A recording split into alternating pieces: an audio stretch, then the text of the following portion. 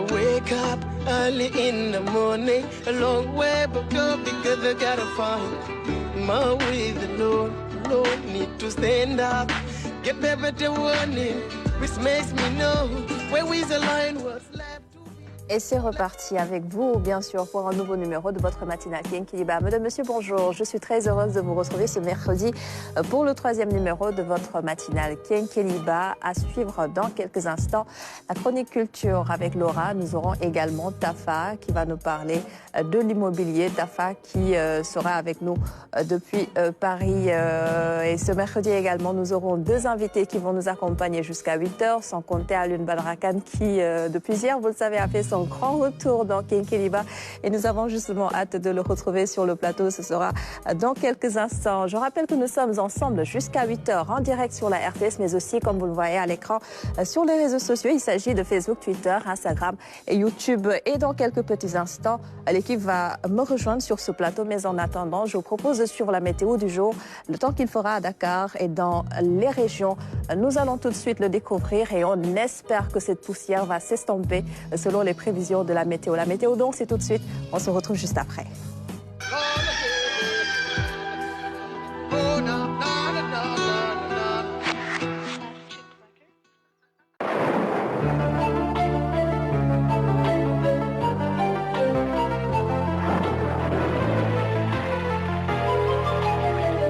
Toujours un plaisir de vous retrouver, chers amis téléspectateurs, pour votre bulletin météo de l'ANACIM. La couche de poussière va toujours nous accompagner au courant des jours à venir, donc notamment ce mercredi, avec une fraîcheur qui sera bien ressentie non seulement le matin, mais aussi dans la journée, sur une bonne partie du territoire. Nous allons aller en mer et voir qu'il y a cet avis de vent fort, des vents qui vont dépasser 40 km/h et qui concernent donc toute la côte sénégalaise, qui s'installeront jusqu'au jeudi 21 décembre 2023 à 16h. Vigilance et de mise par rapport à ces vents forts qui peuvent être source de dégâts. Donc l'animation satellite nous montre carrément un ciel parsemé de nuages sur l'ensemble du territoire, avec des vents qui vont toujours souffler de nord-est voire est sur le pays au courant de cette journée. Les prévisions également témoignent d'une fraîcheur notée cette fois-ci dans le nord du pays, des températures qui vont rester en dessous de 27 degrés, le maxi de 26 degrés est attendu à Saint-Louis, à Podor et Matam, les températures les plus basses au courant de ce mercredi. Et c'est vers le centre que nous allons avoir des températures de 29 voire 28 degrés à Diourbel, à Louga ou encore à Linguère, 27 degrés dans l'ouest, dont Dakar, et des températures de 32 degrés les plus élevées attendues à Kaffrine, à Sédhiou et à Kolda. Donc avec une couche de poussière qui va toujours persister sur le territoire, poussière qui sera plus marquée dans les localités nord, centre, est, mais aussi ouest du pays, avec les zones de Fatick, Kaolack jusqu'à Tambacounda qui peuvent être concernées par cette poussière très dense qui est attendue. Vers les régions sud, c'est une vigilance au niveau modéré qui est notée, avec une concentration qui va être moindre comparée au reste du territoire, mais toujours la persistance de la poussière sur cette partie sud du pays. Chers téléspectateurs, je tiens à revenir sur cet avis de vent fort, des vents qui vont dépasser 40 km/h sur toute la côte sénégalaise et qui seront de mise jusqu'au jeudi 21 décembre 2023 à 16h. Donc, vigilance et de mise pour les usagers de la mer. Chers téléspectateurs, voilà ce qui met fin à votre bulletin météo. Nous vous invitons à suivre l'information météorologique en provenance de l'ANACIM à travers les réseaux que voici. Et vous donnons rendez-vous demain à la même heure. Et d'ici là, passez une excellente journée.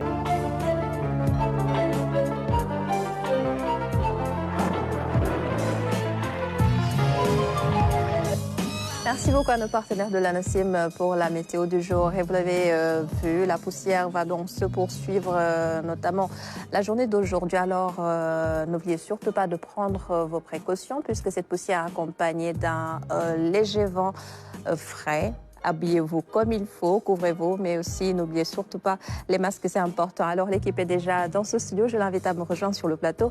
Il s'agit d'Alioune Badara Kane, de Laura et de nos 2 invités. Bonjour à tous. Bonjour, et bienvenue. Je vous laisse le temps de vous installer. Ça va bien. Et on va justement retrouver le coach Tanda Khadiaye en salle de gym pour les exercices de ce mercredi. La suite, ce sera juste après.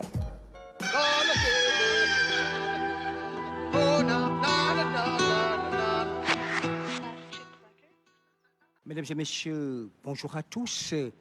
Et nous sommes le mercredi 20 Alors, le renforcement musculaire, surtout un renforcement dorsal, mesdames et messieurs, vous connaissez bien, puisque ça fait du bien, justement. Alors, avec la barre, avec l'élastibande également, vous allez apprécier. C'est donc le coach Bou et le coach Mansour, comme hier. Et on va y aller, mesdames et messieurs. On ne vous apprend pas beaucoup, puisque vous connaissez déjà, en tout cas pour ceux-là qui ont l'habitude de regarder Kenkeliba. Alors cet exercice est véritablement très adapté aux douleurs lombaires. Alors, je vous recommande de bien suivre et vous allez certainement essayer. Bonjour mesdames et messieurs, nous sommes là encore ce mercredi pour vous présenter notre capsule qui va porter sur le renforcement du dos. Comme vous savez bien, le dos qui fait partie des groupes musculaires les plus gros qui sont dans notre corps. Donc il est intéressant de pouvoir les renforcer. Pourquoi les renforcer? Parce que vous savez bien, par des mauvaises postures que nous adoptons dans nos activités quotidiennes ou bien que nous faisons des fois sans s'en rendre compte, ça touche en premier lieu le dos. La plupart des gens qui sont assises, la plupart des journées, ont souvent des douleurs lombaires. Donc pour cela, il faut chercher à renforcer votre dos pour pouvoir contrecarrer toutes ces douleurs-là. Donc de ce fait, nous avons choisi quelques exercices qu'on va vous proposer pour faire ces renforcements-là avec une bande élastique, que vous savez bien, les bandes élastiques sont très efficaces pour ces types de renforcement. On va l'utiliser avec une petite barre. Si vous avez votre matériel à la maison, vous pouvez l'utiliser. Aujourd'hui, nous, on va le faire sous forme d'atelier statique plutôt, sur place, que vous allez voir tout de suite dans nos prestations.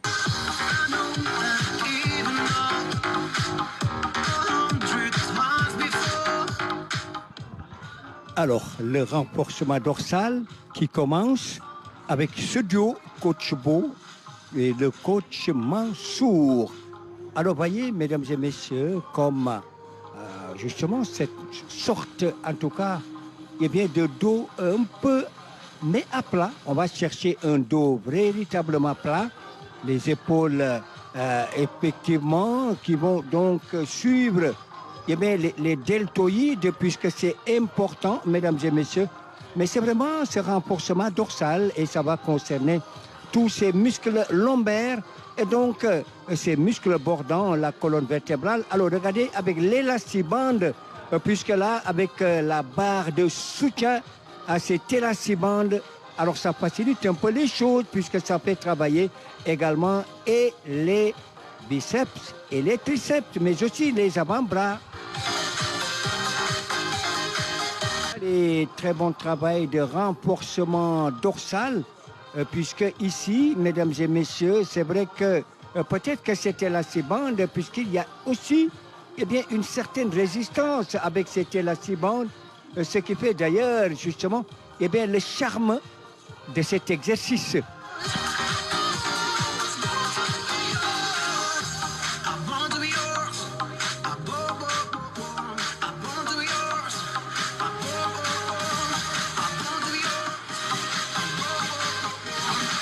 Alors, regardez ici, ça va provoquer une certaine tension avec cette élastibande, croyez-moi, évidemment, eh bien, avec toute sa résistance, mais là, eh bien, les coachs face à face qui vont justement eh bien, laisser cette élastibande se pousse ensuite tirer un tout petit peu. Alors regardez, eh bien, toute la raideur de cette élastibande et ça prend. Alors, on va en profiter justement pour enchaîner, pour dire que cet exercice est terminé. Et on va replacer comme on dit.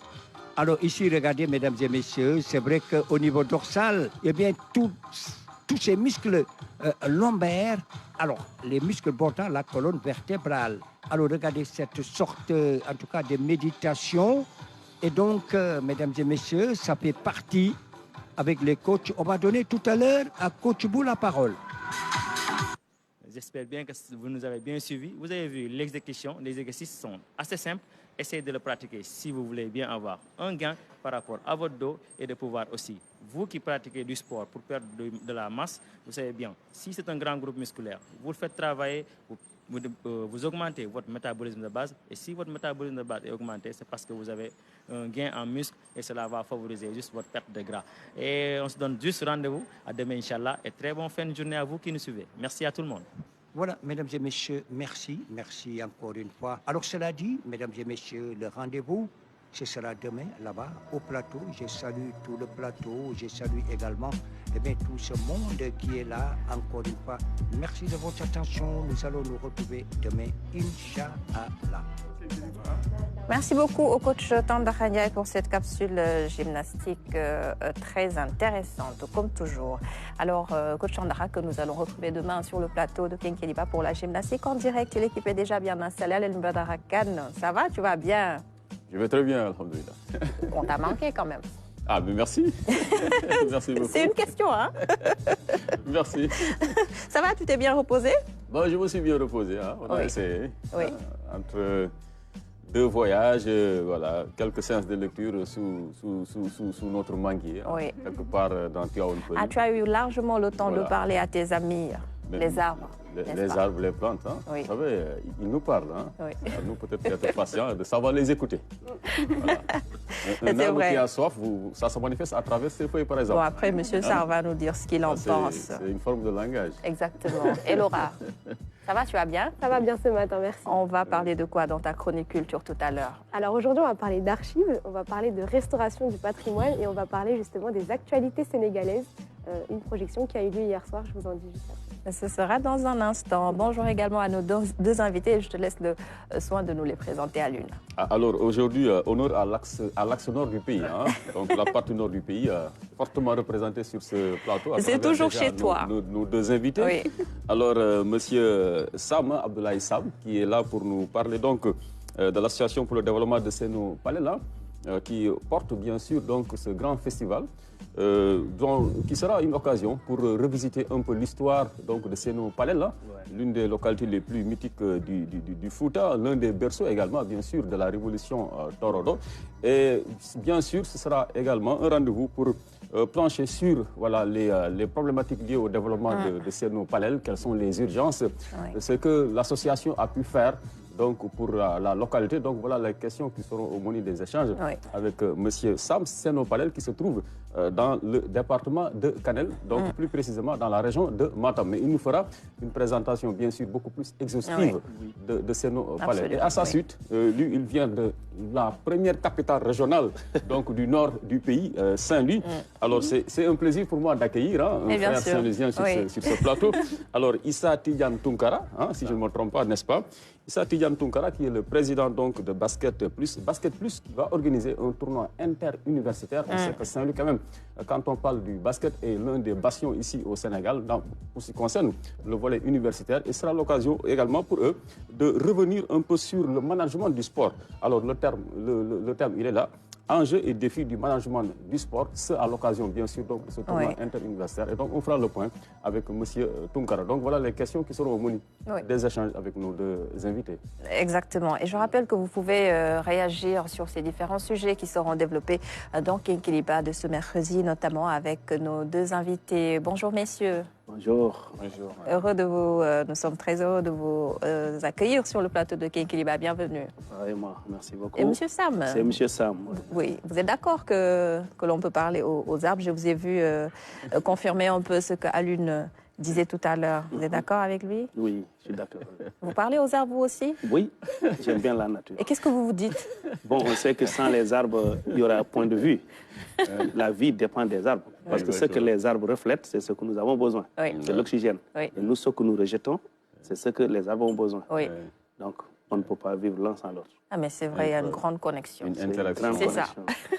Et vous, M. Tunkara? Oui, bon, pas du je tout, partage, puisque ce sont les experts qui en parlent. De toute façon, depuis le bas âge, on nous apprend que l'arbre est bénéfique à la vie, est vital à la vie, puisqu'ils produisent l'oxygène que nous respirons, et c'est ça. Et c'est la vie, quoi. C'est l'interconnexion entre les espèces. Exactement. Et quand on parle de médecine aussi, les arbres jouent un rôle très important, n'est-ce pas, Lune? Et exactement, ça va justement nous servir de transition pour parler de cette innovation, si on peut l'appeler comme ça. Il s'agit du premier centre de production de vaccins en Afrique qui a été inauguré au Rwanda. Énormément ou pas mal de personnalités du continent se sont déplacés au Rwanda justement pour assister à cette inauguration. Comme vous voyez sur ces images, Paul Kagame et Macky Sall étaient également là-bas pour assister à cet événement qui a été lancé notamment par le laboratoire BioNTech. Il s'agit donc de vaccins à ARN Messenger et ça devrait permettre à l'Afrique d'avoir une souveraineté en la matière, puisqu'on sait que la réalité est un petit peu plus compliquée. On l'a vécu durant surtout la période de Covid-19. Et justement, ce nouveau centre devrait permettre à terme de produire au moins 50 millions de doses de vaccins de type ARN Messenger contre le Covid-19 notamment chaque année. Une très bonne nouvelle à l'une, n'est-ce pas? Ah mais ça c'est une très bonne chose pour le continent africain. Je pense pour l'Afrique subsaharienne parce que le Maroc disposait d'un tel centre de production de vaccins. D'ailleurs, beaucoup de pays africains étaient dépendants un peu donc, de la fourniture du Maroc. Hein. C'est ça. Et on savait qu'il y avait une formidable pression sur le royaume chérifien qui, quand même, privilégiait ses propres sujets. Et c'est normal, hein, parce que, comme on le dit, charité bien ordonnée commence par soi-même. C'est ça. Et aux heures sombres de la Covid, on était tous inquiets. Absolument. Parce que qui pour ravitailler l'Afrique en médicaments, en vaccins, enfin voilà un pays subsaharien, parce qu'il faut bien faire la précision, qui dispose d'un tel centre. Et forcément, donc le Rwanda étant un petit pays, j'imagine que la production va concerner en tout cas toute la partie subsaharienne donc, du continent africain. Et tout le monde a intérêt à ce que ce projet-là puisse véritablement prospérer. Mais également qu'on puisse s'inspirer de ce modèle-là rwandais pour que chaque pays africain puisse disposer au moins quand même d'un centre du genre pour une meilleure souveraineté. On a vu un peu certains commentaires à relance un peu racistes même durant la Covid, hein, de la part de certains Occidentaux sur un peu l'Afrique qui serait un peu le talon d'Achille donc de cette lutte mondiale contre la Covid. Heureusement, Dieu a été bienveillant pour le continent africain. On a été le continent le moins touché donc par la Covid, mais seulement il ne faut pas que l'on dorme sur nos lauriers. Il faut toujours anticiper parce qu'il y aura forcément, je ne le souhaite pas, mais ainsi dans la vie sur Terre, peut-être une autre épidémie mondiale et l'Afrique saura se préparer pour faire face et protéger bien sûr ses enfants. Vraiment, chapeau, félicitations au Rwanda qui, encore une fois, ne cesse d'innover, surtout dans le domaine médical. Exactement. Laura, un petit commentaire? Oui, je pense que c'est une excellente nouvelle. C'est vrai que l'autosuffisance dans tous les domaines, c'est un des grands enjeux du continent africain.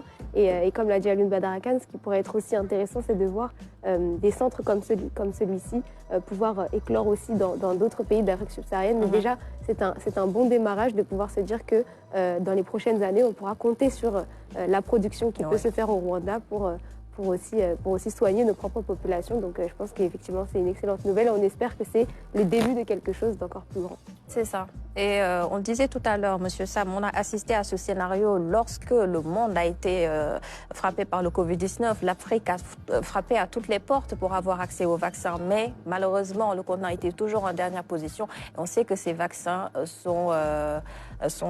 sont pas toujours à des prix abordables. Donc quand on a un centre comme ça qui produit la même qualité à un prix plus abordable, qu'est-ce que cela vous inspire? Bon, moi j'aborderai dans le même sens que vous. Hein. C'est une innovation et c'est quelque chose de très bien pour le monde entier, je dirais. Parce que comme vous l'avez dit tout à l'heure, quand il y avait la Covid, les Africains avaient peur. Eu égard aux décès qu'on voyait dans les pays les plus puissants du monde, on s'était dit que quand cette vague-là va arriver chez nous, ce sera l'hécatombe. Mais c'est l'inverse qui s'est produit grâce à la volonté divine, grâce aussi à nos capacités de résistance. Mais je dirais que produire les vaccins, c'est bon, mais les utiliser, c'est le problème. J'aborde parce que je suis dans le domaine médical, donc j'aborde dans le même sens pour dire que les vaccins sont là, mais quand on voit le taux de personnes vaccinées, il reste toujours faible. Donc je crois qu'avoir ces genres de choses-là, c'est très bon, mais aussi bien sensibiliser les populations pour leur dire qu'il est plus préférable de se protéger que de vivre la maladie. Parce que quand on est prévenu, quand on prend le vaccin, ça nous prévient par rapport aux maladies. Bien sûr. Mais si on ne les prend pas, on est plus vulnérable. Mais malheureusement, les gens ont essayé de tous les bords, mais les gens toujours... Parce que ce qu'on a vécu au Sénégal, quand il y a la vague, les gens viennent en masse. Quand la maladie s'estompe, les gens arrêtent également. Tout ça, c'est un problème de conscience. Moi, je crois que la télé comme la vôtre nous servirait de levier pour mieux sensibiliser les gens, pour qu'ils puissent savoir que tous ces vaccins qu'on produit ne sont pas à jeter. C'est des vaccins qui sont produits pour protéger la communauté, pour protéger la population en général. Donc, il faut vraiment leur dire d'aller se vacciner et ensuite essayer de respecter les délais, parce que les vaccins, souvent, ça te procure une durée qui est limitée. Quand il s'agit d'aller la renouveler, il faut le faire également. C'est ça, c'est parce que les populations ont beaucoup de préjugés quand même hein, sur les vaccins. Oui. Ça remonte à très longtemps. Oui, on a peur des vaccins. C'est récurrent, mais à force de sensibiliser, les gens sauront qu'il est beaucoup plus bénéfique pour eux de se vacciner que de ne pas le faire. Il y a un travail de sensibilisation, oui. Oui, absolument. Et M. Tounkara? Bon, en tant que profane en domaine médical, mais quand même consommateur des produits médicaux, je dirais que c'est toujours un plaisir d'entendre l'Afrique dans ce genre d'innovation. Et c'est un sentiment de fierté qui nous anime et surtout d'espoir, montrer que l'Afrique a les potentialités pour pouvoir décoller. Donc encourageons ce genre d'innovation et le reste va venir. C'est ça. On souligne aussi que le Sénégal dispose de l'Institut Pasteur de Dakar, qui est aussi un laboratoire de référence, notamment dans la sous-région. Et comme vous l'avez dit, il suffit juste de renforcer ce genre d'initiative un peu partout en Afrique. Il y a un projet même de production de vaccins. Oui, bien sûr. Teranga. Donc je crois que l'Institut Pasteur, c'est une fierté pour nous. Absolument. Parce que beaucoup de tests de référence des autres pays viennent là. C'est ça. Donc cela veut dire que nous avons un bijou qu'il faut améliorer pour pouvoir se hisser à ces niveaux-là. C'est ça. Ce que nous avons vécu avec le Rwanda, on peut le vivre demain avec le Sénégal. C'est ça. Mais tout dépend de la volonté politique et je crois que le gouvernement s'y est. Exactement. Alors on va passer à un autre sujet. Il s'agit du projet de loi sur l'immigration en France qui a finalement...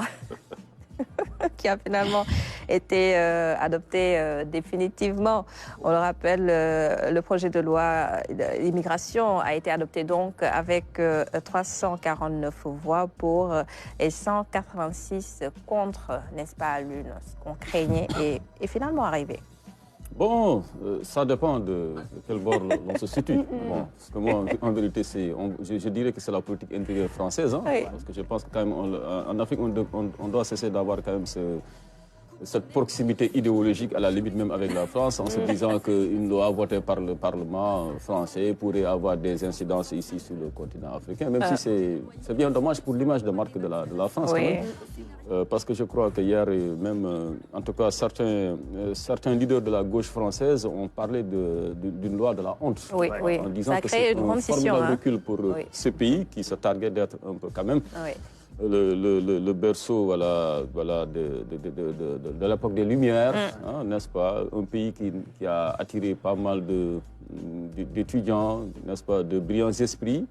On fait les humanités en France et quand on voit aujourd'hui un peu les points saillants de cette loi qui concernent surtout donc la couche estudiantine, parce que quand vous demandez des garanties supplémentaires à ces étudiants qui sont souvent issus donc de pays un peu de milieux assez défavorisés, vous leur demandez un plan cohérent de leurs études et tout cela, c'est des barrières en tout cas supplémentaires que vous érigez. Et forcément, donc, ils vont davantage se détourner de votre pays. Et je crois que la France, sans le savoir, est en régression. Parce que déjà, il était question un peu de faire remonter la cote d'amour de la France dans beaucoup de pays, surtout ici en Afrique. Je pense que là, le contexte s'y prête très mal. Voilà, ils n'ont pas été, je crois bien, assez précautionneux parce qu'avec cette loi-là, bon, les gens maintenant seront beaucoup plus... enclins à se détourner de la France et à voir ailleurs, surtout les étudiants africains qui sont de plus en plus portés quand même vers les universités anglo-saxonnes. Et même si, et d'ailleurs même en Afrique, il y a une dynamique, quoi, parce que je vois que de plus en plus maintenant, de jeunes Africains préfèrent même rester ici, sur le continent, s'ils ont, de bons réceptifs capables de leur offrir véritablement une formation universitaire de qualité. Et ça commence bien. Déjà, si on prend l'exemple du Sénégal, avec les grandes écoles maintenant, nos plus brillants sujets restent au pays, et, se préparent avant peut-être d'aller fourbir leurs armes dans certaines grandes universités. Il n'est plus question maintenant de leur donner peut-être des bourses d'excellence dès le bac, dès l'obtention du bac. Souvent, c'est une perte sèche pour l'économie du pays, pour beaucoup de pays africains. Je pense que ce modèle-là, il fallait le revoir et le Sénégal a eu le courage, enfin, de décider de retenir le plus longtemps possible au pays ces plus brillants sujets. Parce qu'on a vu, avec ce qu'on appelle le brain drain, beaucoup de nos cerveaux sont restés en Occident, en France, aux États-Unis et tout cela. Et je crois que la tendance maintenant pour les États subsahariens, ce serait véritablement de tout faire pour retenir dans leur pays leurs meilleurs étudiants. Parce que l'Afrique en a bien besoin. Et maintenant, la France, bien sûr, vous allez voir sous peu, bon, d'ici quelques années, ils vont faire le bilan de cette loi. Ils se rendront compte que ça a été une bien mauvaise chose, tant pour leur image de marque, pour leur attractivité et même également pour le dynamisme économique. Parce que beaucoup de ces étudiants-là, mais ils contribuent, ils ont contribué au développement, à l'essor économique de la France. Cela montre quoi? Cela montre tout simplement que dans la société française d'aujourd'hui, il y a une réelle montée en puissance de l'extrémisme, de la droite, de l'extrême droite même. D'ailleurs, on a vu hier Marine Le Pen se bomber le torse, en disant que c'est leur victoire à eux. Ça veut tout dire, hein, ça veut tout dire, vraiment. C'est ça, c'est le combat de sa vie. C'est bien dommage pour l'image de la France. C'est ça. Réaction rapide? Je dirais même c'est le combat de son papa. Lui, il a hérité, de son papa. Donc moi, je crois que c'est une honte pour le monde entier. Moi, je crois que ces pays européens qui se disent développés ont besoin des Africains. Parce que combien de têtes sénégalaises ou bien africaines qui sont restées là-bas pour développer leur économie, pour développer leur pays. Mais s'ils arrivent à faire ça, bon, laissons le temps faire son temps. Je crois qu'un jour arrivera où ils auront besoin de recoller les morceaux et ce sera un peu trop tard. C'est ça. Bon, côté immigration, je dirais que c'est la France qui avait théorisé l'immigration choisie. Si elle se réveille un jour pour dire qu'elle doit limiter, c'est parce qu'elle s'est rendue compte de ces... Peut-être ils sont un peu frustrés de l'immigration, des vagues. Ils ont été acculés, qu'ils n'ont pas eu le temps de réfléchir, mais... Dire aux Sénégalais ou aux Africains, aux étudiants africains, ça c'est la crème de rester en Afrique, je pense que c'est une bonne nouvelle pour l'Afrique. Parce que nous avons tout pour nous développer. Absolument. Nous avons été suivis pendant longtemps par ce complexe de supériorité du blanc et consorts là, mais bon, on a été au Sénégal, on sait la qualité de notre enseignement que nous produisons ici. Maintenant, c'est aux dirigeants africains d'en faire la promotion et de profiter de cette occasion pour développer l'éducation au Sénégal. La prise de conscience, n'est-ce pas, Laura? Non, mais je pense qu'effectivement, cette loi, non seulement... Enfin, moi, je trouve carrément que c'est même hypocrite parce que c'est quand même paradoxal d'avoir une telle méconnaissance de sa propre histoire, de savoir ce que ça a pu leur apporter à une certaine période. Et maintenant qu'on n'arrive plus à gérer ces flux, on ne veut plus de vous. Alors que quand il s'agissait de construire le pays, là, on voulait bien de vous. Donc, je pense que c'est quand même des questions que, justement, surtout les partis d'extrême droite devraient se poser un petit peu. Et c'est un peu le reproche qui leur est fait le plus souvent, c'est de bien regarder l'histoire et d'essayer de comparer un petit peu par rapport à leur point de vue actuel. Et ce qui est malheureux, c'est qu'effectivement, comme dit Alioune Badara, pour moi, c'est un net recul. Et c'est, comme tu l'as dit aussi, par rapport aux étudiants, les étudiants qui sont déjà dans des situations assez précaires de manière générale. Si en plus de ça, on va aller mettre d'un côté les étrangers qui font déjà un parcours du combattant pour arriver jusqu'ici, qui vous apportent des cerveaux et autres, et finalement, ils se retrouvent dans ces situations, écoutez... on serait ravis de les garder dans nos pays. Exactement, c'est quand même un petit peu dommage. Quand il y avait la crise au Niger, la France est restée, je crois, 12 heures sans électricité. Pour dire qu'ils dépendent tellement de nous que si eux, ils corsent, nous devons corser aussi. Ça, c'est une responsabilité aussi de nos chefs d'État, d'agir pour qu'ils puissent savoir que sans nous, ils ne peuvent pas résister. On verra ce que ça va donner d'ici quelques temps. C'est ça. C'est une bonne nouvelle pour l'Afrique. Exactement. 6h58. On passe à ta chronique, Laura, culture. Et c'est juste après ceci. Bon, on va... Laura, tu nous parles d'abord des actualités sénégalaises restaurées au cinéma. J'ai un parcours de recherche qui s'est organisé depuis 2019, un parcours de recherche, de conservation et de restauration qui donc s'est organisé entre la Film Foundation World Cinema Project de la fondation de Martin Scorsese pour la restauration cinématographique, la Cinétech de Bologne en Italie et la Fédération panafricaine du cinéma, donc avec le concours de la direction cinématographique du Sénégal notamment, le ministère de la Culture et du Patrimoine historique. Alors en fait, c'est un projet qui est organisé pour pouvoir restaurer les actualités sénégalaises. Les actualités sénégalaises, ce sont des programmes qui passaient dans les années 60, à l'époque où la télé n'existait pas encore. Et on allait en fait au cinéma voir les actualités. Donc c'était finalement des reportages documentaires sur les actualités qui se passaient à ce moment-là. Et donc là, il y a 4 films qui ont été restaurés, qui ont été projetés hier soir au cinéma Pathé Dakar pour nous faire revivre les années, notamment le premier festival des Arts Nègres qui s'est tenu ici à Dakar en 1966. Il y a eu aussi la 16e fête d'indépendance du Sénégal qui s'est tenue ici aussi avec les défilés, etc. Il y a eu aussi le premier voyage de Senghor aux Antilles, quand il a été rendre visite à son ami Aimé Césaire en Guadeloupe, en Martinique.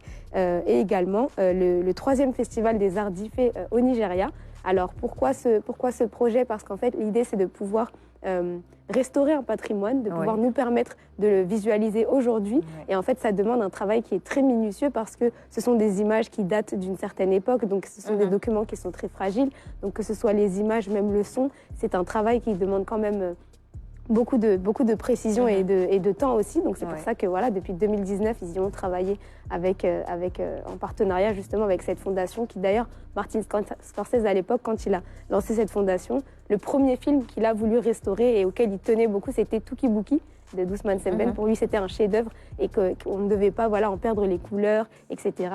Donc c'est pour dire que vraiment cette histoire aussi des relations culturelles entre le Sénégal et l'Italie a été célébrée au moment de ces projections qui se sont tenues hier soir.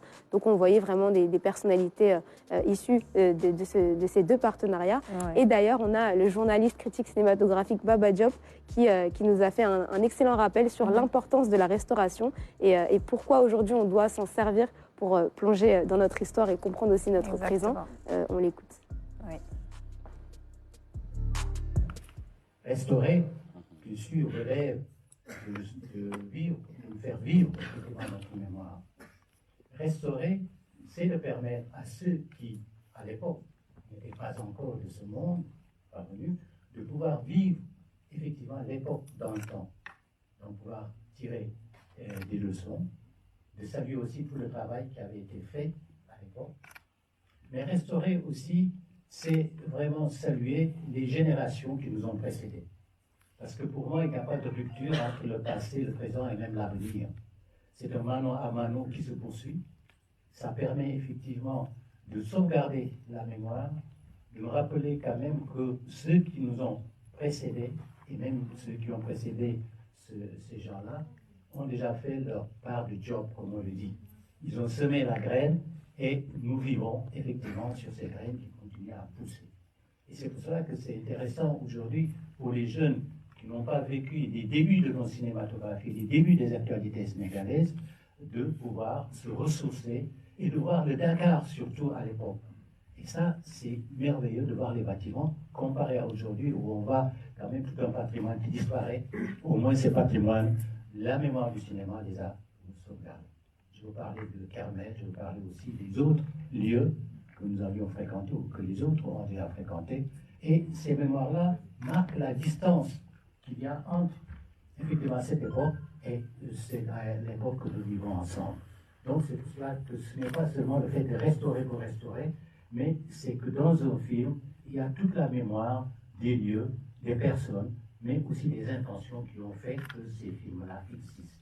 Et c'est pour cela qu'aujourd'hui, je salue effectivement la présence de toutes ces personnes qui sont venues. Ce n'était pas du tout évident. À l'époque, quand on parlait de restaurer, les gens disaient à quoi ça sert. Les vieux trucs, il faut effectivement les jeter à la poubelle pour une modernité illusoire. Or, aujourd'hui, on prend conscience que la mémoire, c'est un trésor, que la mémoire, c'est notre vécu, que la mémoire, c'est notre présent, c'est aussi notre avenir. C'est pour cela que je salue effectivement mes opérations de restauration. Il en reste encore beaucoup, effectivement. Et en restaurant ces films, nous avons trouvé vraiment des pépites d'or. Des pépites d'or, le Martel de Touba, en or, le bracelet de Rose, en or.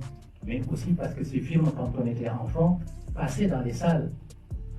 Avant même le film, la double programmation pour les gens de notre âge, mais passer dans les salles parce que la télévision n'existait pas aujourd'hui. Donc nous allons revivre effectivement ces époques-là et revoir effectivement ces actualités et ces trésors. Merci.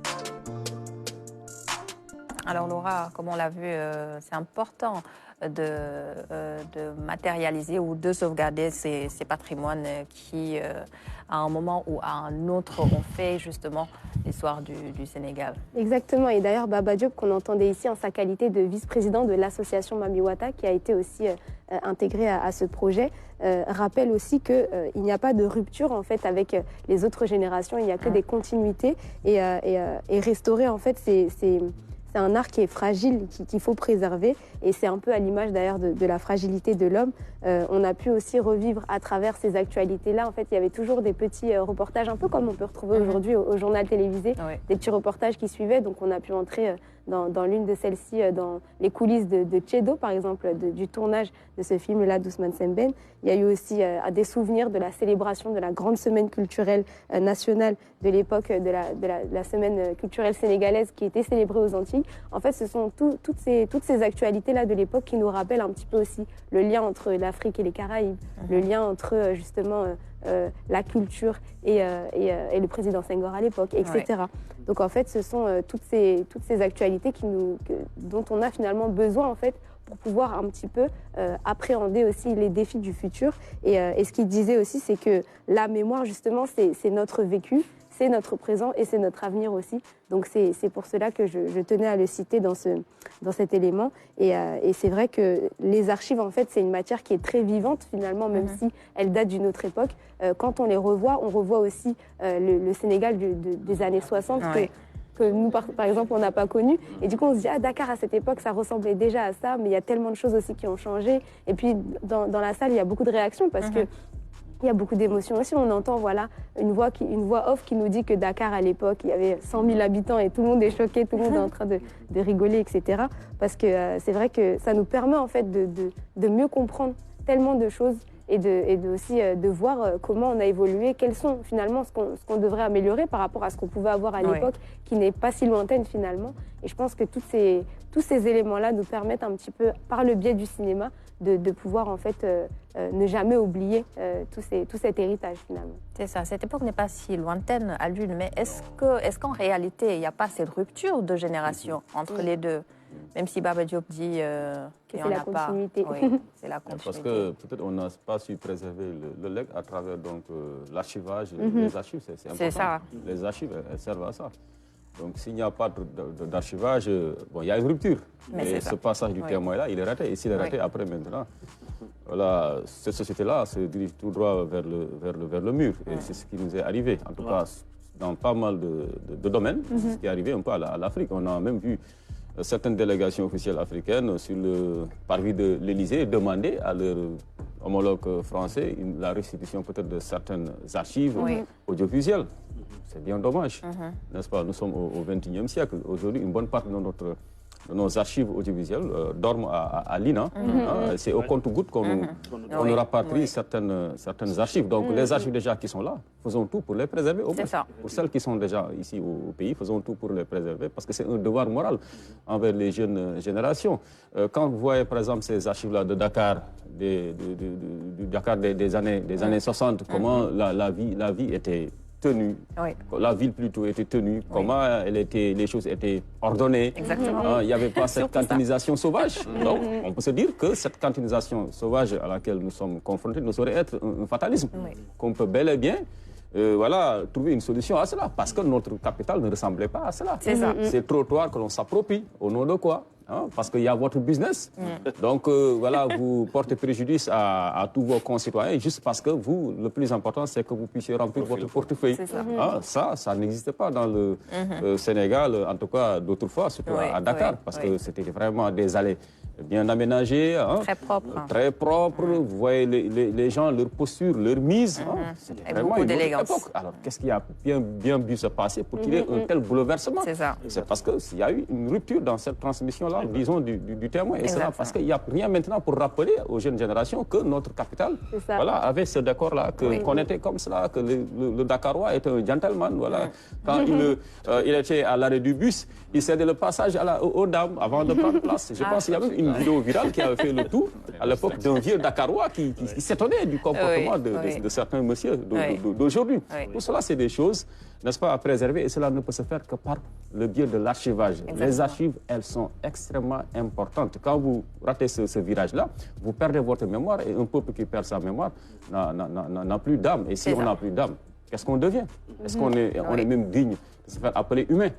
Donc voilà, je pense, l'enjeu fondamental lié à l'archivage. C'est ça. Et Laura, on va y aller très rapidement. Quand est-ce qu'on pourra nous aussi aller voir ces projections au cinéma? Alors justement, c'est la grande question parce que c'est vrai que ça appartient actuellement à la direction de la cinématographie qui n'a pas encore annoncé de programmation. Donc là, on parlait d'avant-première hier soir, donc je posais un petit peu la question aux différents acteurs. Et en fait, apparemment, ça va être une question de timing, en fait, donc pas pour l'instant. Mais en tout cas, ce qui est sûr, c'est que ce sera déjà diffusé dans les centres culturels régionaux. Après, dans les cinémas, c'est possible parce qu'ils ont compilé justement ces 4, finalement, sortes de courts-métrages ensemble qui nous permettent de passer au cinéma. Mais on ne sait pas encore à partir de quand ce sera. Pour le grand public, et justement ça serait important de pouvoir le faire parce que comme disait Baba Diop justement dans son intervention, c'est pour en tirer des leçons en fait qu'on sauvegarde cette mémoire-là. Donc c'est important. On espère que ça va pouvoir très rapidement être diffusé un petit peu partout et être accessible à tous. C'est ça. Mais en attendant, on passe à l'agenda culturel. Tout à fait. Alors cette semaine, on a donc à partir de demain la célébration du centenaire de Cheikh Anta Diop à l'UCAD. Donc c'est l'ouverture de 10 jours de célébration de ce centenaire avec une conférence publique qui se tiendra à 9h à l'auditorium Khalia Marfal de l'université, mais aussi le vernissage d'une exposition dédiée au musée Théodore Monod. Donc ce sera sur le thème Cheikh Anta, 100 ans après, les défis de la reconstruction d'une pensée audacieuse pour l'Afrique. Donc à suivre pendant 10 jours. On a aussi la projection du programme Jeune Public du Centre Yenenga, donc ce sera pour les plus jeunes, demain soir à Grand Dakar à partir de 19h30 dans leurs locaux. Donc à suivre pour les enfants, on n'hésite pas à emmener les enfants. Ensuite, on a du côté de Thiès, donc ça c'est la dédicace pour Alioune Badara Kane qui fait son retour. Donc le Kadior Battle, c'est la 8e édition du Festival international de danse du Kadior à Thiès. Donc au programme, il y aura des spectacles de danse contemporaine, battle de sabar et de break, des conférences, des sessions de formation et des activités sportives. Et le thème, ce sera très important, un thème totalement d'actualité, la mobilité et la responsabilité des acteurs culturels face à l'immigration clandestine. Donc ça, ce sera du 25 au 30 à partir de lundi. Et enfin, l'exposition, donc là on va du côté de Saint-Louis pour faire cette fois-ci non seulement la dédicace à Alioune Badara, mais à notre invité. Donc l'exposition des villes en mouvement sur le fleuve Sénégal, Bakel, Kaï et Kaédi. Donc c'est un travail photographique aérien et au sol participatif sur les défis urbains en fait des 3 villes intermédiaires sur la vallée du fleuve Sénégal. Et ça a déjà commencé il y a un moment, mais c'est jusqu'à mardi justement, 26 décembre, à Saint-Louis, à l'espace Kaussara. Exactement. Merci beaucoup Laura pour toutes ces actualités culturelles.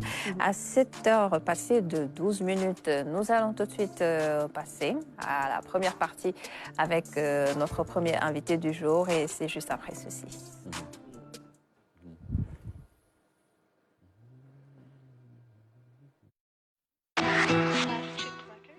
Et nous recevons d'abord Abdoulaye Sam, président de l'association pour le développement de Seno Palel dans le Fouta Toro. Et le prétexte à l'une, c'est justement la tenue du festival culturel de cette localité historique du Fouta Toro. Voilà, Seno Palel donc dans le département de Kanel, Kanel, non loin de Matam, le chef-lieu de région. Et bien sûr, on va lui laisser donc le soin à lui, le fils, l'enfant de Seno Palel, président donc de cette association qui porte le développement de Seno Palel, de nous faire la présentation de Seno Palel. Qu'est-ce qu'on devrait savoir davantage sur Seno Palel, cette localité historique du Fouta Toro, M. Sam? Bon, merci beaucoup, Alioune Badara. Donc moi, je vais commencer par les éléments de contexte. Comme vous l'avez dit, Seno Palel, c'est un village qui, au recensement de 2013, était à 4000 et quelques habitants. Mais aujourd'hui, nous avons plus de 8000 et quelques âmes qui se lèvent dans ce petit village-là. Bon, c'est un village qui est petit de nom, mais qui est très grand par ses renommées culturelles et religieuses. J'en reviendrai. Voilà. Donc, pour contextualiser un peu Seno Palel, c'est un village, comme vous l'avez dit, qui se trouve dans la commune de Ndendori, dans le département de Kanel et dans la région de Matam. Donc, c'est un village où, je dis, aujourd'hui, d'après le dernier recensement, nous sommes à plus de 8000 âmes. Et c'est un village où, vraiment, il y a beaucoup d'aspects culturels.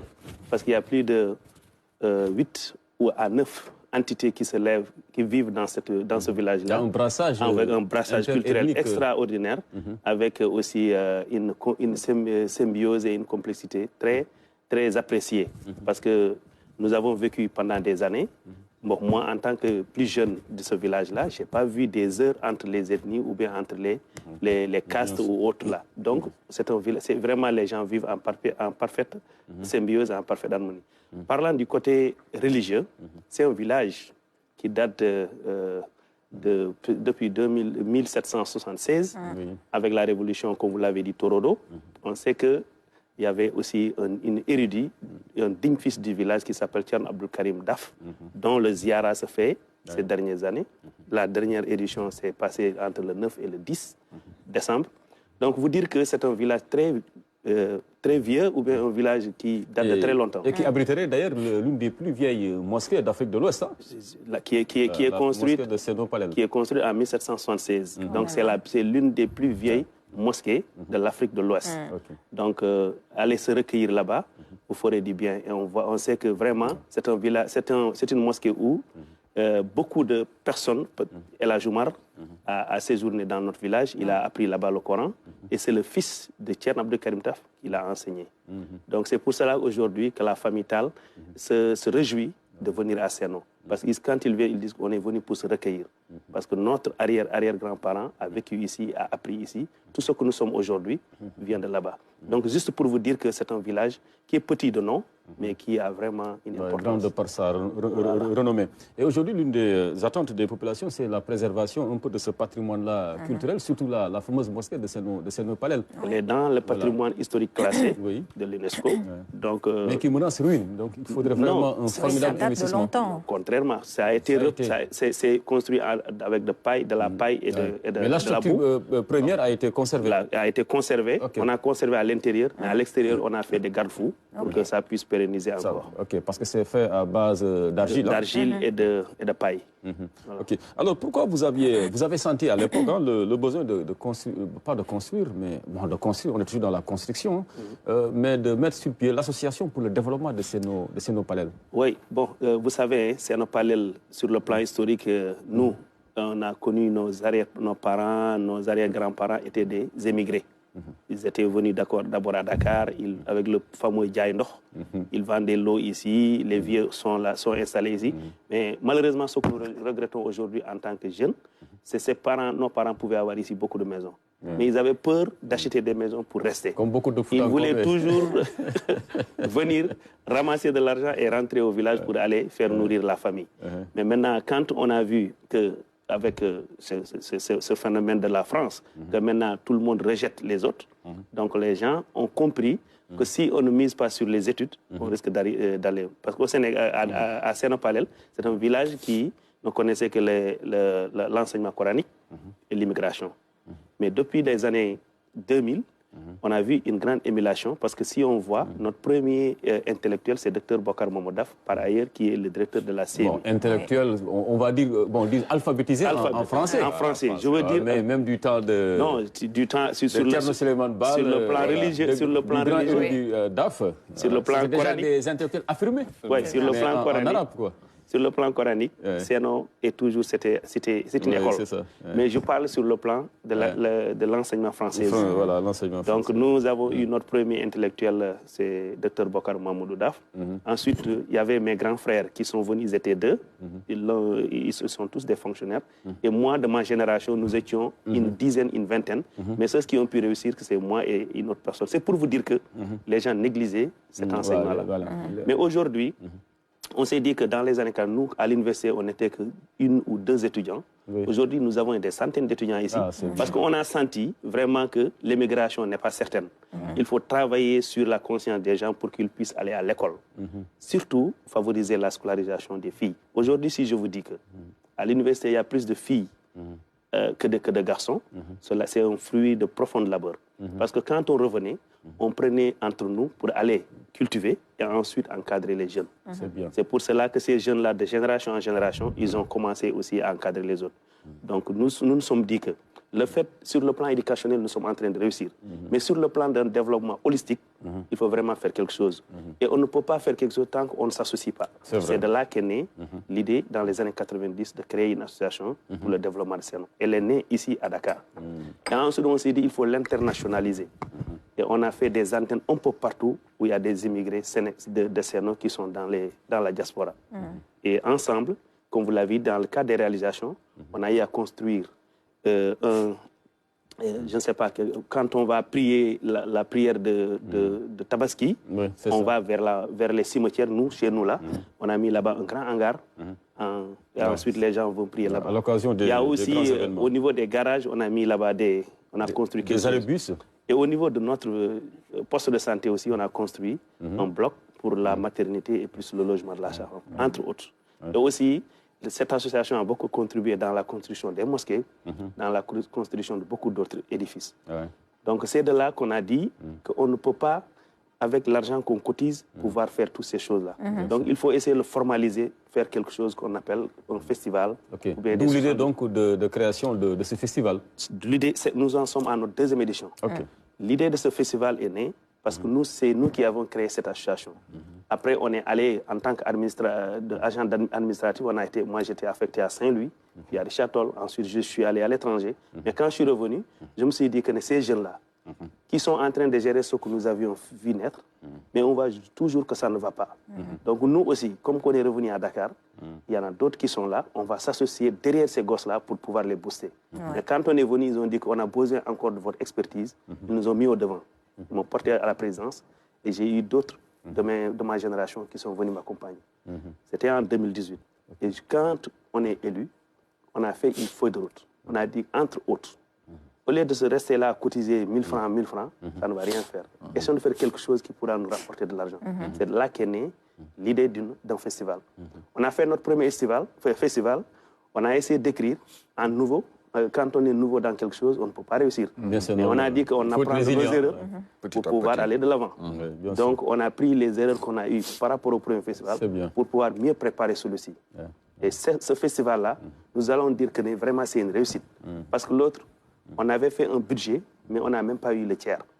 Mais malgré tout, avec la volonté et l'ambition et l'engouement de la population, c'était une réussite totale. Vraiment, les gens ont sorti des choses, parce que dans le budget, on avait dit qu'on allait donner à chaque entité qui va se défiler une somme de tel, mais on ne leur a rien donné. Mais ils ont sorti des choses extraordinaires. C'est pour vous dire que c'est un village qui regorge beaucoup de talents, mais caché. Donc, à travers le festival, on va faire la promotion des jeunes talents. Et à travers ce festival, tout l'argent qu'on a amassé ici, on va l'amener au village. Par exemple, aujourd'hui, ce qu'on a dit, au lieu d'acheter ici du riz, au lieu d'acheter ici quelque chose, on a tout envoyé au village. Tout se fait là-bas, tout achète là-bas et tout reste dans le village. Et l'argent, après le festival, qui va rester, le problème crucial aujourd'hui de chez nous, c'est un problème de morgue. Aujourd'hui, quand quelqu'un meurt ici ou à l'étranger, quand on l'amène, il faut attendre les parents pour qu'on puisse l'inhumer. Bien sûr. Pour le garder, il faut l'amener à Canel. Donc nous nous sommes dit que tout ce qui va rester, on va les laisser au village, à l'appréciation des vieux, pour leur dire que ce que nous voulons, qu'aujourd'hui ce calvaire-là cesse. Que vous nous mettiez en place une morgue en bonne et due forme qui pourra régler notre problème. C'est l'objectif de cette année. En tout cas, cela vous honore et soulage également l'État central quand on voit des populations prendre elles-mêmes, en tout cas, leur destin en main. Et dans le Fouta, cela nous saurait quand même surprendre quand on sait que dans beaucoup de localités du Fouta, beaucoup d'actions ont été réalisées par les populations elles-mêmes, sans attendre, bien sûr, l'État central. Laura? Oui, j'avais une question par rapport le volet culturel, peut-être. Exactement. Ma question était par rapport, effectivement, depuis la création de l'association et notamment de ce festival, quels ont été finalement les grands axes du volet culturel? Les grands axes du volet culturel, c'est d'abord, j'ai dit, la promotion des jeunes talents. Il y a beaucoup de jeunes talents qu'on ne savait pas, qui se sont révélés lors de ces journées culturelles. Il y a également, sur le plan culturel, on a sorti beaucoup de faciès. Que moi, en tant que jeune, peut-être que je suis un peu... je ne suis pas trop jeune, mais que je ne savais pas. Bien sûr. Parce que c'était des choses qui étaient cachées, que mes arrière-parents savaient, ou bien que les gens manifestaient. Parce que d'habitude, par exemple, moi, j'ai vécu quand il y avait la Tabaski, quand on quittait ici, on rentrait, il y avait une course des cheveux. On allait au garage, c'est là-bas le point de chute. Les gens faisaient la course et venaient. C'était très beau. Ou bien les gens montaient en charrette, allaient faire la course, ou bien allaient acheter du mouton, allaient manger. Tout ça, c'était des aspects que j'ai vécus. Mais il y avait d'autres démonstrations qu'on a vues lors du festival que je n'ai jamais su que ça existait ici. Donc, c'était des révélations de gens qui ont pu être sorties. Et j'espère que aussi, vous allez revivre avec nous plus. Parce que cette fois-ci, les gens ont dit qu'on n'était pas préparés. Mais cette fois-ci, nous savons ce que vous voulez et les gens vont sortir énormément de choses. Et pour faire plaisir à notre deuxième invité, donc M. Tounkara, elle n'a pas réservé au sport. Le sport, oui. Il ne saurait être le parent pauvre de vos activités. Exactement, parlant du sport, le parrain. que je remercie énormément au nom de la population. Le maître Moussa Bokar Thiam, le ministre des télécommunications, de la communication des télécommunications et du numérique, n'a pas lésiné sur les mains pour nous dire je veux une bonne festivité, mais quand même je suis un homme de sport. Il a donné de l'argent pour qu'on puisse organiser un tournoi qui va tirer vers sa fin et la finale sera jouée le 23. Et lui-même va venir remettre les trophées. Donc vous dire que, même moi j'étais un grand joueur, mais aujourd'hui c'est que je ne connais rien du tout. Mais quand même il y a de jeunes talents qui sont là, qui sont vraiment en train de... Mais moi je crois que ce qu'il faut, il faut vraiment encadrer ces jeunes-là. Il y a beaucoup de potentiels qui sont dans les villages, mais qui n'ont pas bénéficié de ce que celui de Dakar ont bénéficié. Donc je conseillerais aux gens qui s'activent dans le sport d'aller vers les contraintes pour faire des recrutements ou bien pour sortir les jeunes talents. Et avec un bon management du sport, peut-être qu'on aura, dans pas longtemps, une équipe enfin du Fouta. Oui. Dans l'élite du sport sénégalais, soit le basket ou bien... Il est du Fouta, hein? Je parle d'une équipe, du Fouta, mais des talents originaires du Fouta, il y en a quand même beaucoup. Il y en a beaucoup. Voilà, Mamadou Nia, Mori Diaw, Khalidou Koulibaly, et j'en oublie d'ailleurs. Moussa Dembaba. Bien sûr, Dembaba et beaucoup d'ailleurs. Merci beaucoup, M. Sam, pour votre engagement, pour votre localité d'origine, qui est Sénou Palel, dans le Fouta, plus précisément donc dans la région de Matam. Et on a beaucoup parlé de son développement, de son importance sur le plan historique, mais également de l'impact de ce festival sur son développement socio-économique. Et dans la deuxième partie, en guise de rappel, on reviendra bien sûr sur le programme. Exactement. Restez avec nous. Ce sera tout à l'heure. Merci beaucoup, M. Sam. Merci beaucoup. Et restez bien avec nous. La suite de votre matinale Ken Keliba. Tout à l'heure, nous aurons les infos, le bulletin. Mais avant, nous allons quand même suivre le clip du jour que nous propose la régie aujourd'hui. On se retrouve juste après.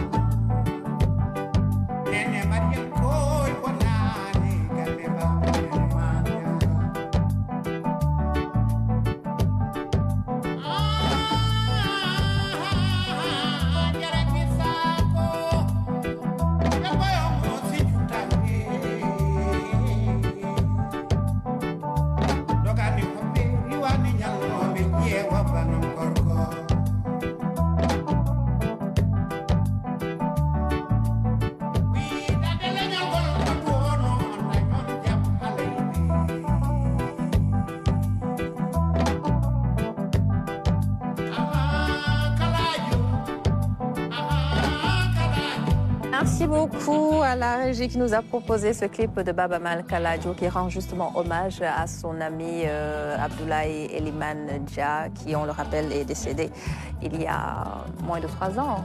Oui. C'est ça, moins de 3 ans, environ 2 ans, c'est ça. Il a laissé un très grand vide. Hein. Exactement. Ouais. Et comme tu le disais, c'est une chanson qui marque vraiment l'amitié, surtout entre les deux hommes. Alors, il est 7h passées de 29 minutes. Les infos, c'est tout de suite la suite de Ken Keliba. La seconde partie, justement, ce sera juste après. À tout à l'heure. Oh, no, no, no, no. Une journée mémorable à Kigali, qui commence au palais présidentiel. Le président Paul Kagame invite ses hôtes à une découverte. Découverte de l'art culinaire rwandais. Moment d'échange et de partage dans l'esprit de la solidarité africaine. Un premier acte qui précède la cérémonie d'inauguration. La terre africaine du Rwanda vient de franchir un cap dans la production de vaccins sur le continent. Les installations du BioNTech ici à Kigali sont le symbole d'une véritable révolution en cours sur le continent. Cette installation de BioNTech est plus qu'une structure qu'un immeuble. Mais c'est l'avenir de la fabrication des vaccins ARMN. C'est un futur où il y aura une production de ces vaccins. Les BioNTainers sont des unités de haute technologie qui peuvent être répliquées ailleurs. Quoi qu'il en soit, que ces BioNTainers soient en Europe, en Australie ou en Afrique, le résultat est le même. Cela signifie que l'Afrique aura l'une des installations de production la plus sophistiquée dans le monde. Un chiffre qui fait froid dans le dos. Seul 1% des vaccins utilisés en Afrique est produit sur le continent. Aujourd'hui, l'objectif est de renverser la tendance et d'atteindre au moins 60%. Un chantier titanesque dans lequel le Sénégal est cité parmi les pays pilotes. Nous sommes en train de construire avec le président Macky Sall notre les filières de la biotechnologie qui constituent un important réservoir d'emplois et d'opportunités. Le président rwandais a exprimé toute la fierté de son pays de célébrer l'Afrique des victoires. Pour Paul Kagame, c'est la victoire de tout un continent qui a cru en ce projet au moment où d'autres pensaient à une vision utopique. On disait que c'était un exercice trop compliqué pour nos systèmes de santé. Ensuite, lorsque nous nous sommes lancés sur ce chemin visant à fabriquer ces vaccins sur le continent, on nous a dit que cela allait prendre au moins 30 ans.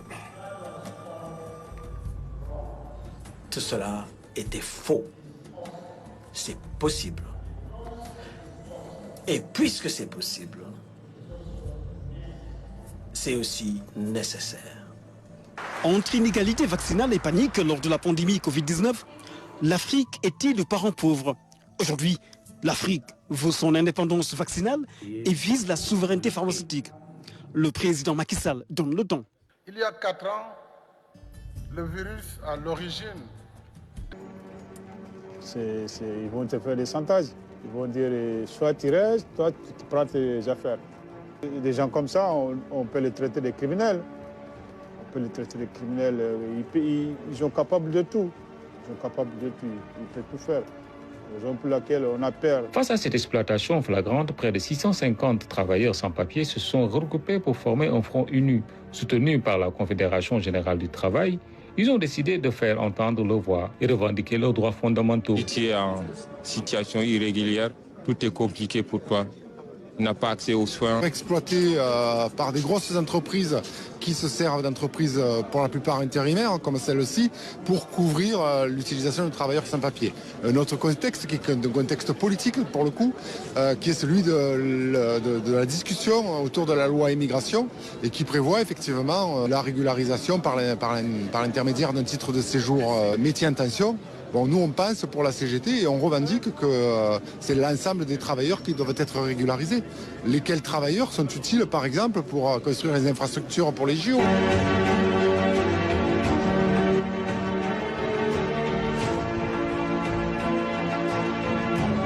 La CGT, syndicat historique en France, apporte son expertise et son soutien juridique pour lutter contre ces pratiques inhumaines. Le chemin vers la justice se met d'embûches, mais Gaye, Moussa et leurs camarades restent déterminés. La société civile, les associations de défense des droits de l'homme et de nombreux citoyens soutiennent leur cause. Cependant, le combat pour l'équité sur les chantiers français est loin d'être terminé. Les travailleurs sans papier aspirent à un changement systémique et à une reconnaissance de leur contribution à la construction du pays.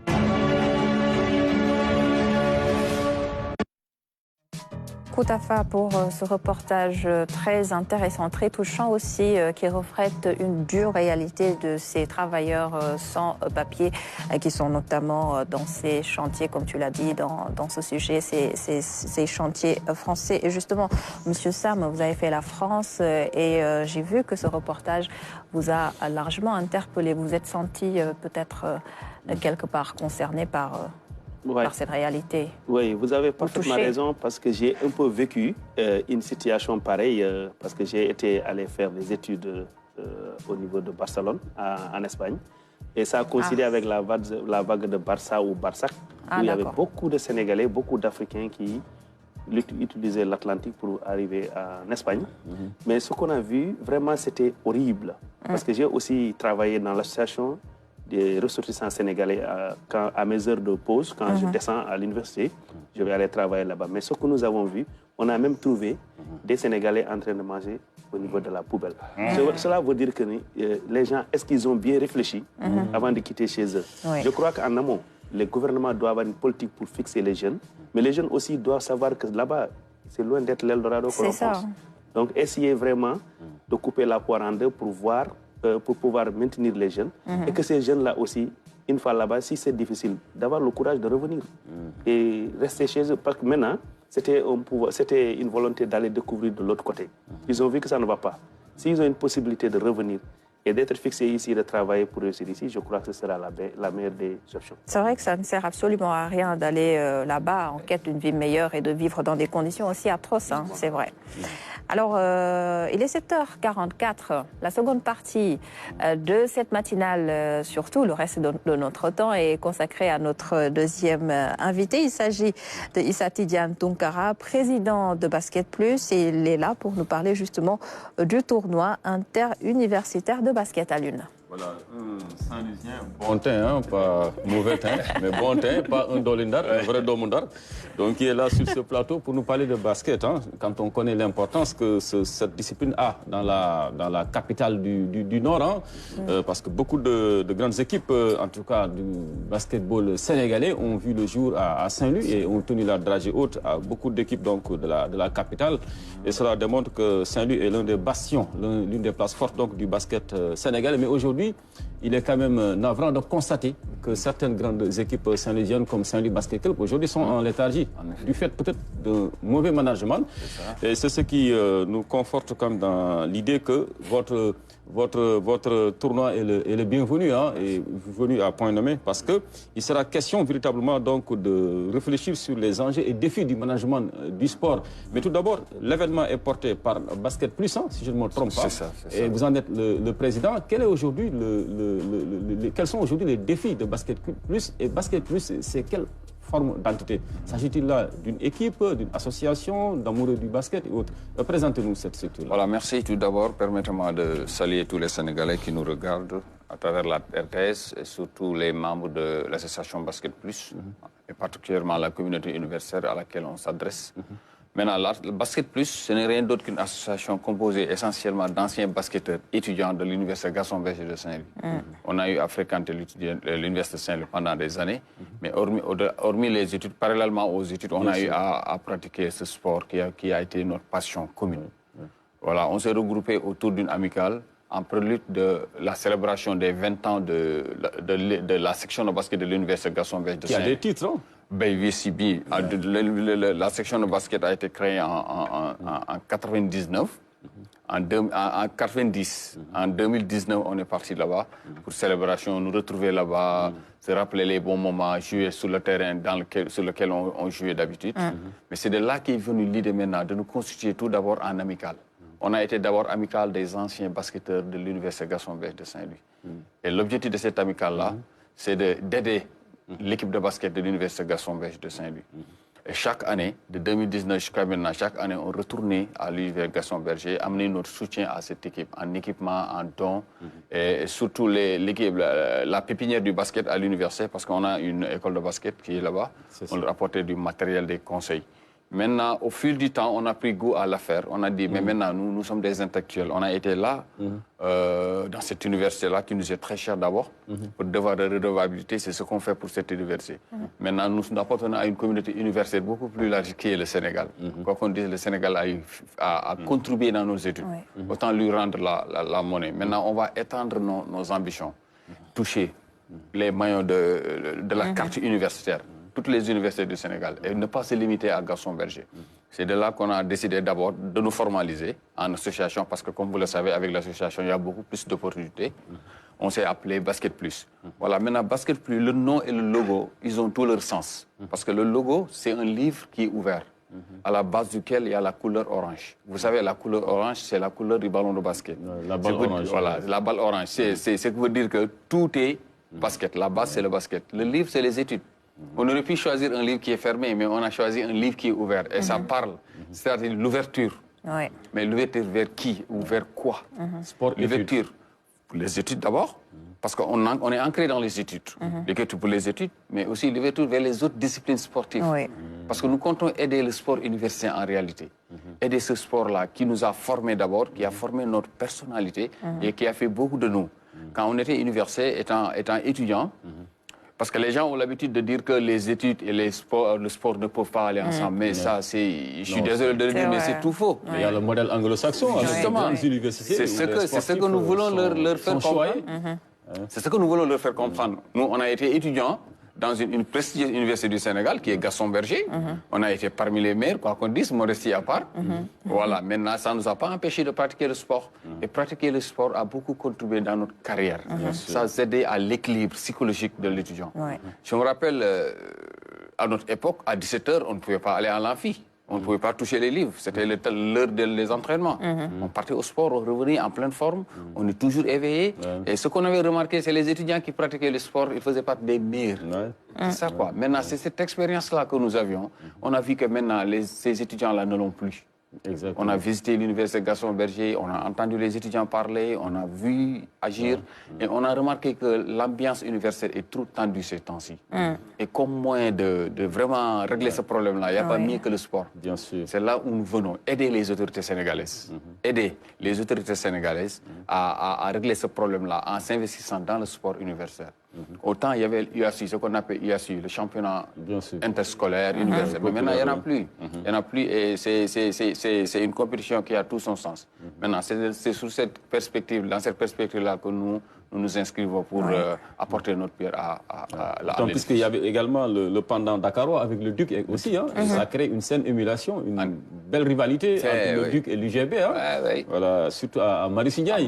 À un certain moment, le Duc était à... Voilà, quoi, mais nous sommes venus les détrôner. Voilà, quoi. C'est ça. Donc, il faut vraiment entretenir ce flambeau-là.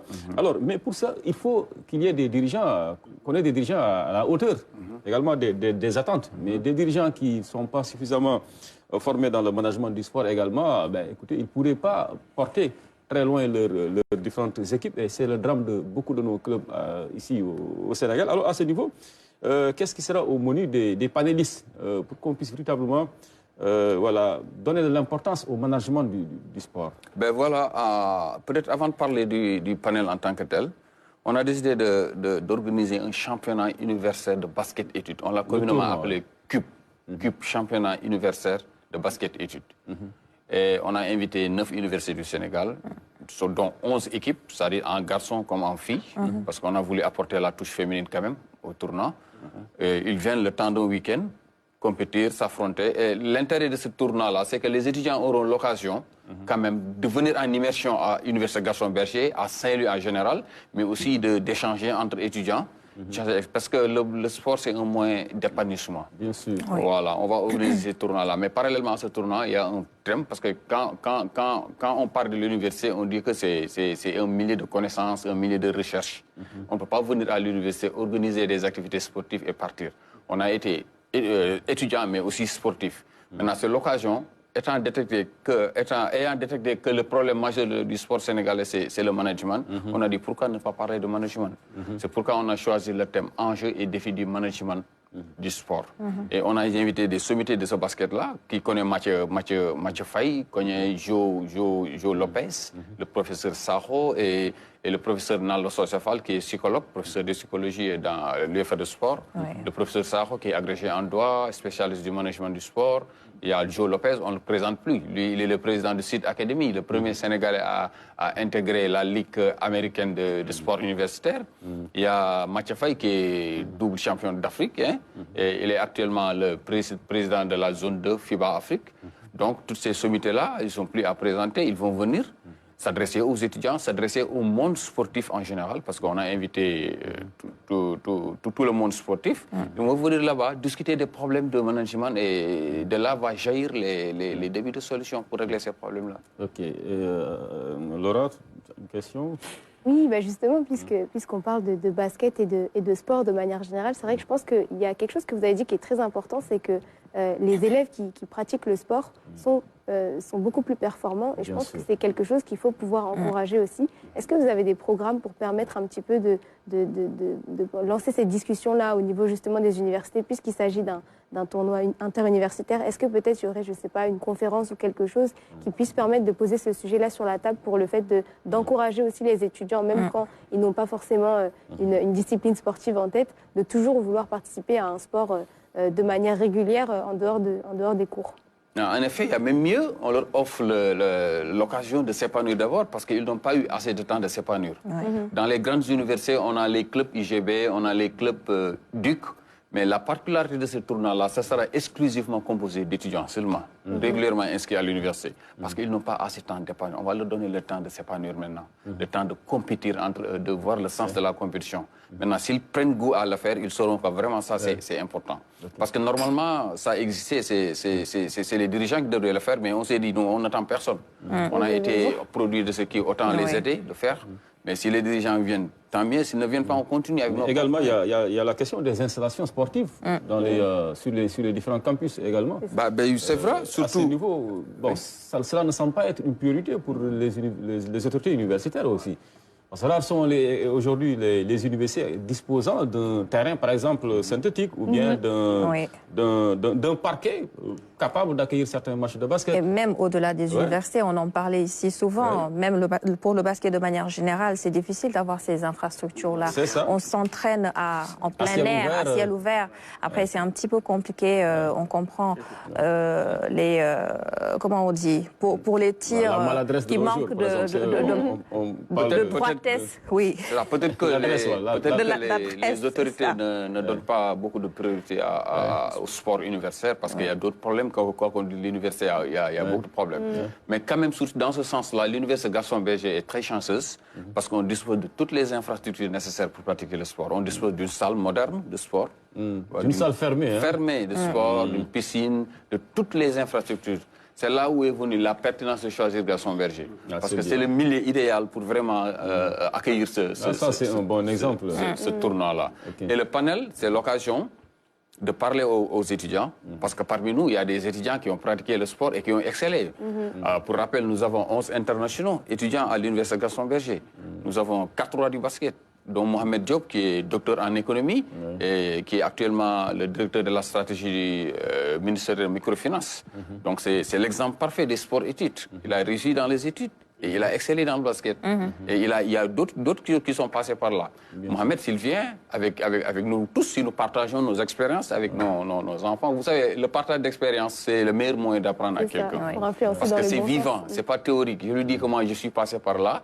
J'ai fait anglais, j'ai fait ici, j'ai appris jusqu'au DIA. Après DIA, je suis allé là-bas, j'ai joué au basket.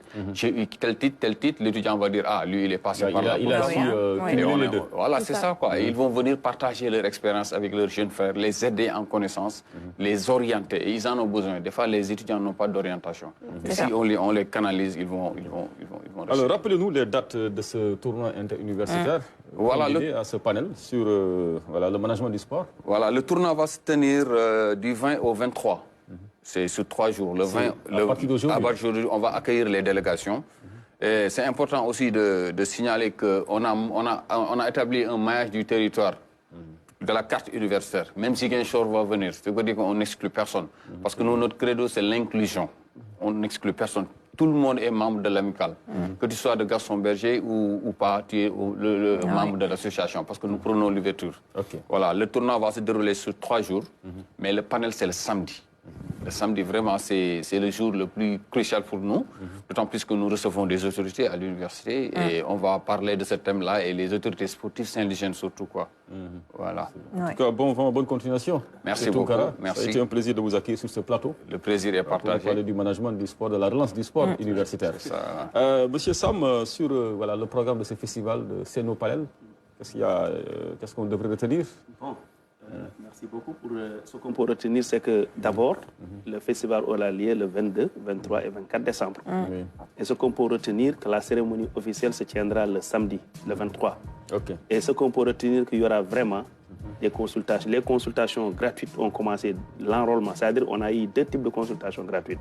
Il y a les consultations gratuites générales, d'ordre général avec des médecins. On a 5 médecins qui sont venus pour pouvoir aider la population durant ces 3 jours-là à déceler leur maladie et à leur offrir des médicaments. L'autre partie, c'est la chirurgie oculaire. Cataracte, je crois qu'ils ont même passé l'information un peu partout dans les réseaux sociaux. Donc, qui commence par un enrôlement. Ils ont commencé l'enrôlement des personnes. Il faut voir est-ce que ces personnes présentent des cataractes. Mais avant ça, il faut consulter. Maintenant, la vraie consultation va démarrer à partir du 21 jusqu'au 24. Durant ce festival aussi, il y aura vraiment la culture. Toute forme de démonstration culturelle, avec toutes les facettes. Celui qui le rate, rate beaucoup de choses. Et aussi, il y aura un tournoi, comme vous l'avez dit, un tournoi de football qui sera sanctionné par un trophée pour le vainqueur. Comme quoi, il y a de talentueux footballeurs dans le foot. Il faut pas se fier aux apparences. Donc, vous dire que vraiment, il y aura du tout là-bas. Celui qui ne viendra pas va rater énormément de choses. Et nous vous y invitons. Et j'en profite aussi, comme je l'avais fait hier, à féliciter le directeur général de la RTS. Parce que on a compris, depuis qu'il a eu écho de notre lettre de sponsoring, il n'a ménagé aucun effort pour nous faciliter la tâche. Donc sur ce, à travers vous, transmettez-le notre salutation, ou bien les salutations de son cher village, qui est presque à côté, à 3 km de chez lui, qui toute la population, à travers ma voix, lui remercie et lui vraiment invite à ces occasions. Certainement, je remercie également aussi le parrain qui n'a ménagé aucun effort. Et nous remercions aussi le docteur Bokhtar Mamadou Daf, qui n'a ménagé aucun effort aussi pour participer pour la réussite de cette activité. Merci beaucoup, M. Sam. Merci, Tunkara. Nous sommes rattrapés par le temps. Excusez-moi, juste, je ne veux pas skipper cette étape-là, parce que vous savez, abriter une telle compétition n'est pas chose facile. À venir beaucoup d'universités, les prendre en charge en restauration. Oui, ça demande beaucoup de moyens. Ça demande beaucoup de moyens. Et majoritairement, les éditions précédentes, c'est les membres à eux-mêmes qui finançaient. On n'avait aucun soutien. Mais cette fois-ci, quand même, on a des gens qui ont décidé de nous soutenir. C'est l'occasion de remercier la Fondation Kebambaye qui a bien voulu accepter d'être le parrain de l'événement. Le groupe Maritalia, Alga Dakar, Innovo, SOGT, Casa Sport, FIBA Afrique Zone 2. Ocean Lodge, Fondation IGB. On est en train de faire de la pub, là. Wasana. On va dire remerciements à nos partenaires. Nous remercions tous nos partenaires. Voilà. Merci pour tout. Merci d'avoir été avec nous. Merci Laura. Merci à Lune. Merci à l'ensemble des équipes en régie. Et nous souhaitons un très bon anniversaire à Alioune Badara Kane. Merci. Ah, c'est toi. Je ne savais même pas que c'était toi.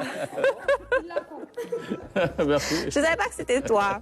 Mais bon anniversaire à Lune. Merci beaucoup. Nous te souhaitons le meilleur. Que tu puisses souffler cette bougie des années encore. Et Francis, s'il te plaît, si on peut terminer cette matinale sur une note musicale très joyeuse, une manière de souhaiter un bon anniversaire à Alioune Badara Kane qui a voulu nous le cacher, on le rappelle. Mais les secrets sont toujours dévoilés sur le plateau. Merci à tous. On se retrouve. Gotta wake up early in the morning, a long way but go because I gotta find my way. The Lord need to stand up, get better warning, which makes me know where we the line was.